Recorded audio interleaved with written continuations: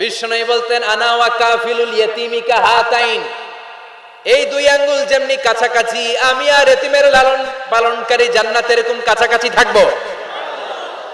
এই আঙ্গুল আর এই আঙ্গুলের মাঝখানে যেমনি তেমন কোনো ব্যবধান নাই, আমি আর এতিমের লালন পালনকারীর মাঝখানে কোনো ব্যবধান থাকবে না।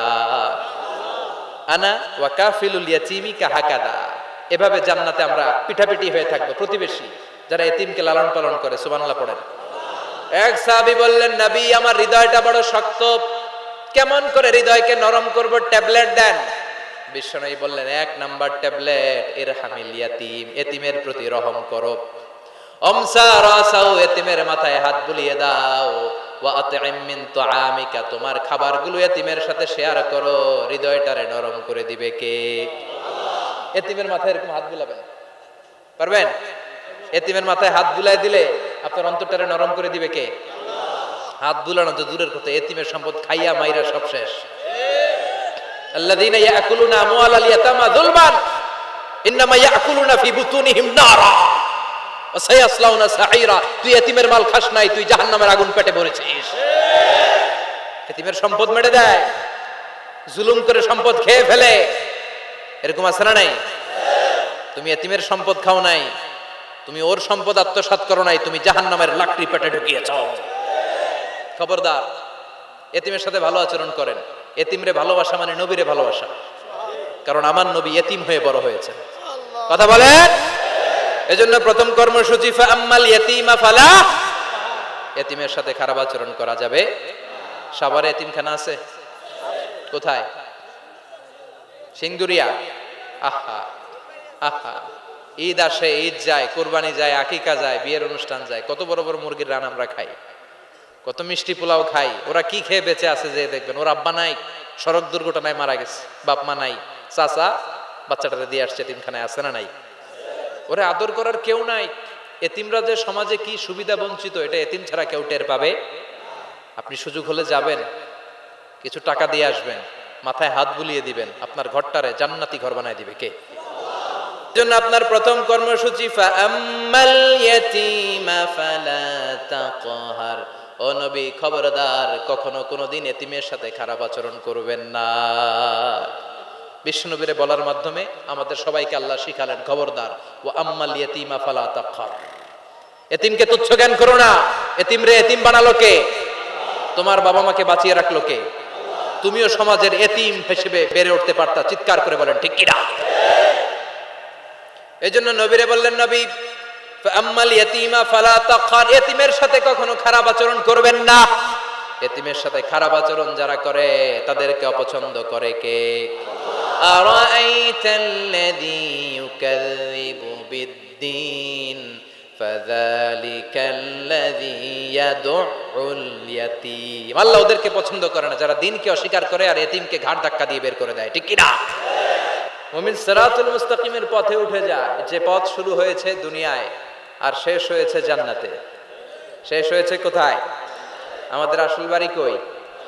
কথা বলেন। ছিলাম কই? আবার যাব কই? ইনশাআল্লাহ কবেন না? আমাদের আদি পিতা আদি মাতা সাইয়েদনা আদম আর হাওয়া কই ছিলেন? তো বাপ মা থাকবে যেখানে, পোলাপান যাবে সেখানে। লা ইয়াস্তাবি আসহাবুন নার ওয়া আসহাবুল জান্নাহ, আসহাবুল জান্নাতি হুমুল Faizun. The people of paradise and the people of hellfire, they never be equal ever. The people of heaven and paradise gain the ultimate success in life. যারা জান্নাতি আর যারা জাহান্নামী তারা কবু সমান হতে পারে? যারা জান্নাতে যাবে তারাই সফল। কথা বলেন। জান্নাতে যেতে চান তো?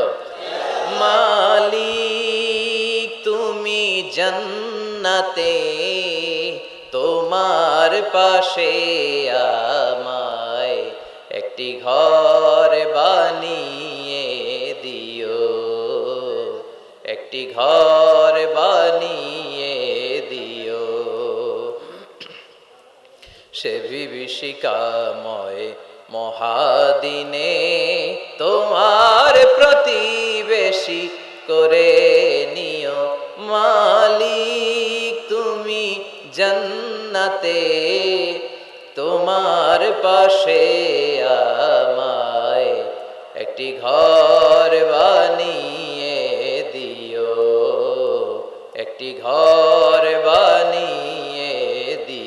পড়েন আমিন। আমরা এখানে যেমন একত্রিত হয়েছি, জান্নাতেও যেন একসাথে একত্রিত হতে পারে, আল্লাহ তুমি তৌফিক দাও। সম্মানিত ভাইয়েরা, আজকের মাহফিলে আসতে পেরে আমরা খুশি না বেজার?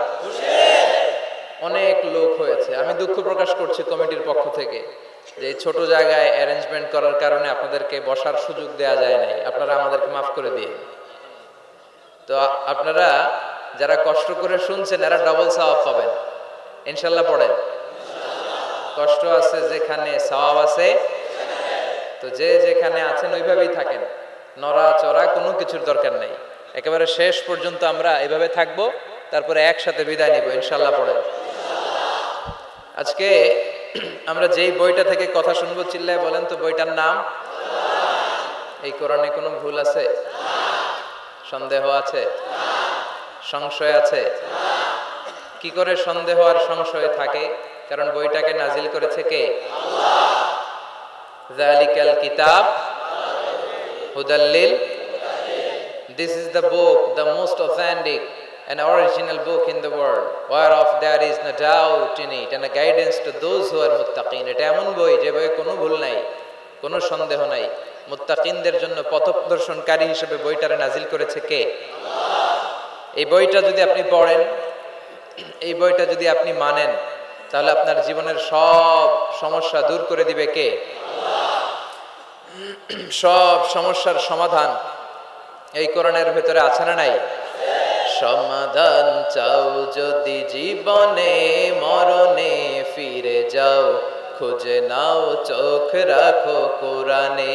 ঠিক কিনা? চোখ রাখবেন কই? না এটিএন বাংলার পর্দায়? জি বাংলা, স্টার জলসা। চোখ রাখবো কোথায়? তাহলে সবাই বলেন, সমাধান চাও যদি জীবনে, মরণে ফিরে যাও, খুঁজে নাও চোখ রাখো কোরআনে। If you want the solution this dunya and akhirah, go back, have a look to the holy Quran. ঠিক কি না? Go back, sit down and have a look to the Quran. কোরআনের দিকে তাকাও। কোরআনের পরতে পরতে, আয়াতে আয়াতে, প্রতিটি পৃষ্ঠায় পৃষ্ঠায় আমাদের জীবন সমস্যার সমাধান আছে না নাই? এজন্য কোরআনের সাথে যেন আমরা সম্পর্ক বাড়াই, প্রতিদিন যেন কোরআন তেলাওয়াত করি, প্রতিদিন যেন মাতৃভাষায় এই কোরআনের অর্থগুলো বোঝার চেষ্টা করি, আর নিজেকে যেন আলোকিত করার চেষ্টা করি। রাজি আছেন তো? আল্লাহ তুমি তৌফিক দাও। জান নাই না? হ্যাঁ, কম আছে? বেশি নাই? ক্যা আচ্ছা, বেশি নাই, কম কম। তো নারীদেরকে সুযোগ করে দিতে হবে বেশি। এই নারীদের পেট হচ্ছে খনি। আমি সব সময় বলি, তেলের খনি, গ্যাসের খনি, কয়লার খনির চেয়েও দামি খনি। কারণ এই পেট থেকে বেরিয়েছে বড় বড় আল্লামারা, বড় বড় আল্লাহর ওয়ালিরা। এই পেট থেকে আহমদ শফির মতো আলেম বেরিয়েছে। এই পেট থেকে মুফতি আমিনের মতো মুফতি বেরিয়েছে। এই পেট থেকে খতিব ওবায়দুল হকের মতো খতিব বেরিয়েছে। এই পেট থেকে আল্লামা সাইদির মতো মুফাসসির বেরিয়েছে।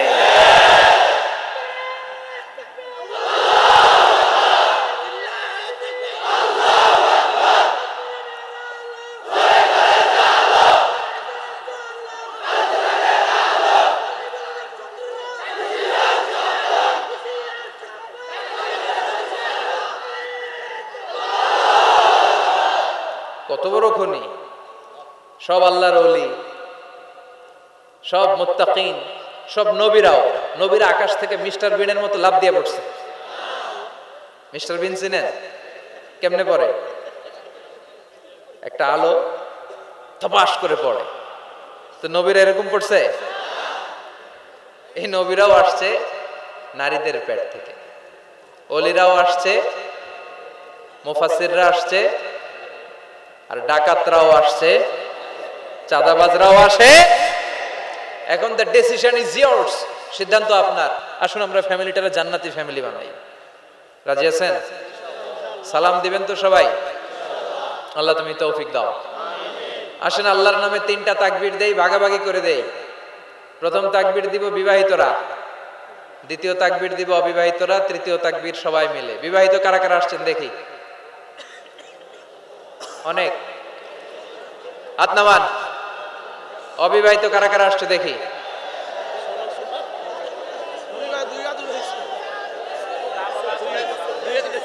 এই দুই হাত তোলা যাবে না, এক হাত নামাও।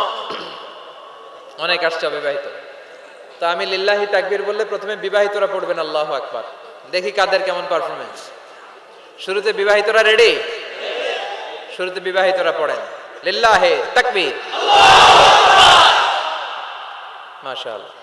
এবার অবিবাহিতরা, ওরা কাশি দিয়ে গলা ঠিক করতেছে। অবিবাহিতরা রেডি? বিবাহিতদেরকে হারায় দেওয়া যাবে?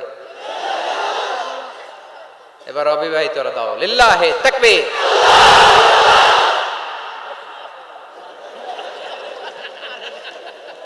মাশাআল্লাহ। এবার সবাই মিলে তিনটা লিল্লাহি তাকবীর, লিল্লাহি তাকবীর, লিল্লাহি তাকবীর। আল্লাহ তাকবীর গুলারে কবুল করো। সব সময় যেন তাকবীর দিতে পারি তৌফিক দাও। যে বইটা থেকে আমরা কথা শুনবো বলেন তো বইটার নাম? এই কোরআন আল কারীমের এমন একটা সূরা আজকে তেলাওয়াত করেছি, প্রায় অনেকেরই মুখস্থ আছে না নাই? সূরার নাম সবাই বলেন, আবার বলেন, আওয়াজ করে বলেন। এইভাবে উত্তর দিতে হবে, পারা যাবে? কথা বলেন। দোহা মানে আলো, দোহা মানে আশার আলো। কিসের আলো? সম্ভাবনার আলো। সুবহানাল্লাহ পড়েন। আলো শুনলে ভালো লাগে না নাকি অন্ধকার ভালো লাগে? এজন্য আল্লাহ আলোর নামে সূরা দিলেন। সুবহানাল্লাহ পড়েন। দোহা মানে প্রভাতের সূর্য কিরণ। সকালবেলার যে সূর্যের কিরণটা আলো গোটা পৃথিবীকে আলোকিত করে দেয়, এটার নাম আদ-দোহা। এটার নাম আদ-দোহা। এই সূরাতুদ দোহা এটা একটা মোটিভেশনাল সূরা। কি সূরা? ইন্সপাইরেশনাল সূরা। কোরআনে কয়েকটা মোটিভেশনাল সূরা আছে, এর মধ্যে অন্যতম হচ্ছে সূরাতুদ দোহা। এটা পড়লে, এটা শিখলে, এটা জানলে আপনি ইউ উইল বি মোটিভেটেড। আপনি আরো উৎসাহিত হবেন, আপনি আশা ফিরে পাবেন। সুবহানাল্লাহ পড়েন। এটা কোরআনের মোটিভেশনাল সূরা, মনে রাখতে হবে।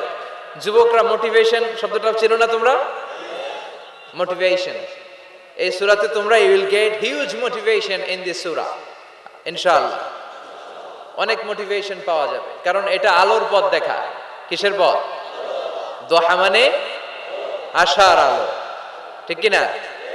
বিশ্বনবীকে আল্লাহ আলোর সাথে তুলনা করেছেন, বলেছেন বিশ্বনবী হচ্ছে নূর। সুবহানাল্লাহ পড়েন। এই কিতাবকে আল্লাহ, কোরআনকে আলোর সাথে তুলনা করেছেন। আল্লাহ বলেছেন এই কোরআন হচ্ছে নূর। আবার এই কোরআন অন্ধকার থেকে মানুষকে কোন দিকে নেয়? আলোর দিকে নেয়। আলিফ লাম রা কিতাবুন আনজালনাহু ইলাইকা লিতুখরিজান নাসা মিনাজ যুলুমাতি ইলান নূর। ও Muhammad, my beloved last messenger, I've revealed this holy and sacred book unto you in order to lead the mankind out of darkness into the light. Light, Quran হচ্ছে একটা লাইট। আবার বিশ্বনবী বলছেন আল্লাহ আপনি আমার ডানে নূর দেন, আমার বায়ে নূর দেন, আমার সামনে নূর দেন, আমার পেছনে নূর দেন, আমার উপরে নূর দেন, আমার নিচে নূর দেন, আমার গোশতের ভিতরে নূর দেন, আমার হাড্ডির ভিতরে নূর দেন, আমার জন্য আপনি নূরের ব্যবস্থা করে দেন। নূর চাইতেন, আলো চাইতেন। আর কোরআন এমন কিতাব যেটা আপনাকে আলোর দিকে নিবে। সুবহানাল্লাহ পড়েন। সূরার নাম সবাই বলেন সূরাতুদ দোহা। আওয়াজ করে একসাথে বলতে হবে সূরাতুদ দোহা। আলোর সূরা, সম্ভাবনার সূরা। সুবহানাল্লাহ পড়েন। কি সুন্দর কথা! আশার আলো, সম্ভাবনার আলো। এই সূরার সেন্ট্রাল থিম বা সাবজেক্ট ম্যাটার, সেন্ট্রাল থিম, কেন্দ্রীয় আলোচ্য বিষয় হচ্ছে নিরাশ হবেন না, হতাশ হবেন না, হাল ছাড়বেন না, ভরসা রাখুন কার উপর? মনে থাকবে? এই সূরার সেন্ট্রাল থিম বা সাবজেক্ট ম্যাটার, কেন্দ্রীয় আলোচ্য বিষয় হচ্ছে নিরাশ হওয়া যাবে না, হতাশ হওয়া যাবে না, হাল ছেড়ে দেওয়া যাবে না, ভরসা রাখতে হবে কার উপর? এজন্য আল্লাহ আলোর কথা বলেছেন। সুবহানাল্লাহ পড়েন। এই সূরা নাজিলের একটা ব্যাকগ্রাউন্ড আছে, শুনবেন? কোন প্রেক্ষাপটে নাজিল হলো শুনবেন? এই সূরাটা হচ্ছে সূরাতুদ দুহা, হচ্ছে মাক্কি সূরা। কি সূরা? সবাই কোন? মাক্কি সূরা, এবং মাক্কি যুগের একেবারে শুরুর দিকে নাজিল হওয়া সূরা। বিশ্বনবীর কাছে কোরআনের শুরুর দিকে যে সমস্ত আয়াত নাজিল হয়েছে বিশ্বনবী প্রচার করেছেন। কারণ আল্লাহ বলেছেন বাল্লিগ মা উনজিলা ইলাইক, নবী আপনার কাছে আমি যা নাজিল করেছি প্রচার করে দেন, প্রচার করে দেন।